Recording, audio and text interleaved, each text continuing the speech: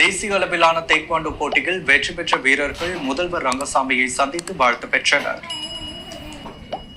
மத்திய அரசு விளையாட்டுத் துறையின் அங்கீகாரம் பெற்ற டேக்வாண்டோ ஃபெடரேஷன் ஆஃப் இந்தியா சார்பில் 38வது தேசிய சப் ஜூனியர் டேக்வாண்டோ குறுகி மற்றும் 13வது பூம்சே போட்டிகள் ஹரியானா மாநிலம் தௌதேவிலால் உள் விளையாட்டு அரங்கில் நடைபெற்றது.